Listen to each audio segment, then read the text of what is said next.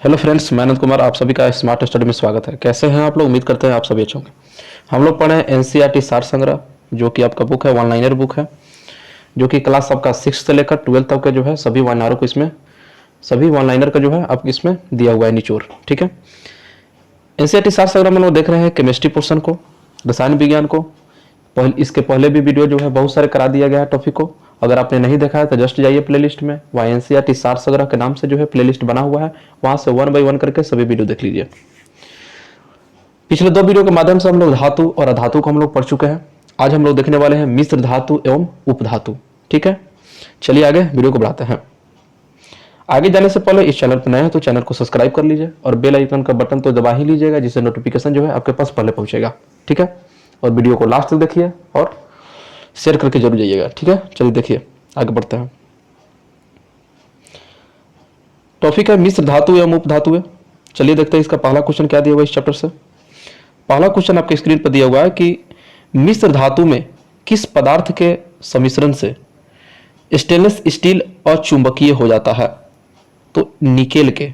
फिर देख लेते हैं, मिश्र धातु में किस पदार्थ के सम्मिश्रण से स्टेनलेस स्टील जो है अचुंबकीय हो जाता है? तो निकेल के कारण। मिश्र धातु यौगिक तथा विलयन दोनों रूपों में हो सकती है। वायुयान का ढांचा बनाने में किस मिश्र धातु का प्रयोग किया जाता है? तो डूरालुमीन का प्रयोग किया जाता है। गैसोहोल किन पदार्थों का मिश्रण है? तो एथिल एल्कोहल प्लस पेट्रोल का मिश्रण है कौन? गैसोहोल। अगला क्वेश्चन की टाका किसका मिश्रण होता है? टाका किसका मिश्रण होता है? तो सीसा और टीन का मिश्रण होता है। गैल्वेनीकृत लोहे पर किस पदार्थ का लेप किया जाता है? तो जस्टे का। और पीतल किन धातुओं के मिश्रण से बनी होती है? तो तांबा एवं जस्ता से पीतल जो है बना होता है। तांबा और टीन के मिश्रण से कौन सी धातु बनती है? तो कांसा यानी ब्रोंज बनती है। स्टील को कठोरता प्रदान करने के लिए उसमें क्या मिलाया जाता है? तो कार्बन की मात्रा को मिलाया जाता है।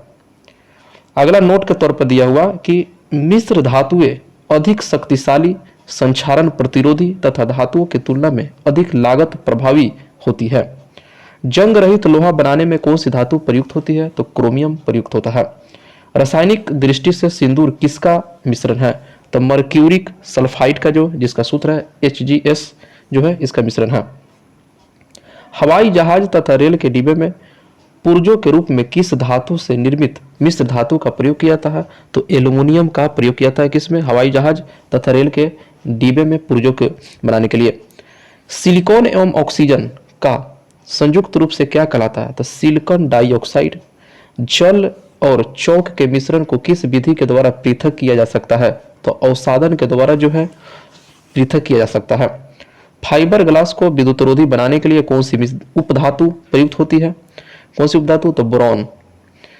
कौन सी उपधातु शुद्ध रूप में एल्युमिनियम के समान दिखाई देता है? तो सिलिकॉन जो है एल्युमिनियम के समान दिखाई देता है। अगला क्वेश्चन दिया हुआ है कि एलईडी में प्रयोग की जाने वाला गैलियम आर्सेनाइड किस उपधातु का यौगिक होता है? तो आर्सेनिक का यौगिक होता है। कौन सी उपधातु पेयजल में मिश्रित होकर मानव स्वास्थ्य के लिए घातक होता है? तो आर्सेनिक जो है मानव स्वास्थ्य के लिए घातक होता है। पुनर्लेखन योग CD एवं DVD के निर्माण में जो प्रयुक्त उपधातु कौन सी है? तो टेल्यूरियम। ठीक है, अगला फिर दिया हुआ है कि धाबा रहित स्टील बनाने के लिए लोहे के साथ क्रोमियम जो कि 10%, मैंगनीज 0.35% और कार्बन 0.25% आदि धातुओं का प्रयोग किया जाता है। यानी लोहे में धाबा रहित स्टील में आपका क्रोमियम हो गया, मैंगनीज हो गया और कार्बन का जो है धातुओं का प्रयोग होता है।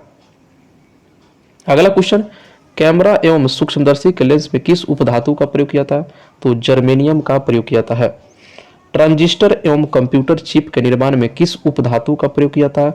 तो सिलिकॉन का प्रयोग किया जाता है। मैग्नीशियम किन धातुओं की मिश्र धातु है? तो एल्युमिनियम, मैग्नीशियम एवं आयरन की मिश्र धातु है। स्टील, पीतल, कांसा, तांबा में से कौन सी मिश्र धातु नहीं है? तो आपका तांबा जो है मिश्र धातु नहीं है, बाकी सब आपका मिश्र धातु है। अमलगम क्या होता है? तो पारे के साथ किसी अन्य धातु का जो मिश्रण जो होता है आपका अमलगम कहलाता है। सर्वाधिक मात्रा में सिलिका का प्रयोग किस प्रकार के कांच के निर्माण में होता है? तो क्वार्ट्ज कांच के निर्माण में होता है। जर्मन सिल्वर में कौन सी धातुएं होती है? तो आपका तांबा, जस्ता और निकेल से जो है मिलकर आपका जर्मन सिल्वर बनता है। पेयजल में आर्सेनिक कितनी मात्रा सुरक्षित मानी जाती है? पेयजल में आर्सेनिक की कितनी मात्रा को सुरक्षित माना जाता है? तो 10 भाग प्रति बिलियन को सुरक्षित माना जाता है। पीतल, कांसा तथा जर्मन सिल्वर इन सभी में अभय घटन, ठीक है, के रूप में कौन सी धातु उपस्थित होती है? तो तांबा, ठीक है, अभय घटन कॉमन कंपोनेंट। उपधातु कितने होते हैं हमारे? 7 होते हैं। कौन कौन देख लेते हैं? Boron, arsenic, polonium, silicon, antimony, germanium और टेल्यूरियम। ये 7 जो है उपधातु है। इन सभी को आप याद रखिएगा। चलिए आगे चलते हैं। चलिए आगे देखते हैं। कुछ समान मिश्र धातुएं हैं, ठीक है, मिश्र धातु है और किन किन से मैंने मिलकर बना हुआ है और उनका उपयोग कहाँ कहाँ होता है, उन सभी को हम लोग देखते हैं। पहला आपका मिश्र धातु के तौर पर दिया हुआ है कांसा। कांसा की बात करें तो मानव द्वारा निर्मित प्रथम मिश्र धातु है। कौन है? आपका कांसा। और यह जो है तांबा और टीन से मिलकर बना होता है, ठीक में। और इसका उपयोग जो है मूर्ति बनाने में, सिक्के, बर्तन के निर्माण में भी प्रयोग होता है इसका। दूसरा दिया हुआ है पीतल। पीतल जो है आपका तांबा और जिंक से मिलकर बना होता है और इसका उपयोग बैंड बाजा बनाने में, घंटियां बनाने में भी, बर्तन बनाने में और मूर्तियों के निर्माण में भी इसका उपयोग होता है। गन मेटल, गन मेटल की अगर बात करें तो यह तांबा, टीन और जिंक से मिलकर बना होता है। यह भी जो है उपयोग मूर्ति, दांतेदार गियर, बटन आदि के निर्माण में भी इसका उपयोग होता है। मिश्र धातु आप लोग पक्का याद रखिएगा, इससे क्वेश्चन आपसे पूछता है। टांका, यह जो है टीन प्लस लेड्स का बना होता है, पीबी प्लस एसएन, ठीक है, यह धातुओं को जोड़ने का काम करता है। बेल मेटल, यह तांबा और टीन का मिश्र धातु है, ठीक है, और यह भी घंटे, बर्तन और मूर्तियां के निर्माण में इसका यूज होता है। अगला आपका मिश्र धातु के तौर पर दिया हुआ है रोल्ड गोल्ड, ठीक है, रोल्ड गोल्ड। तो रोल्ड गोल्ड दिया हुआ है इसमें, यह तांबा और एल्युमिनियम से मिलकर बना होता है। सोने जैसे दिखने वाले जो आभूषण के निर्माण में इसका रोल्ड गोल्ड का प्रयोग होता है।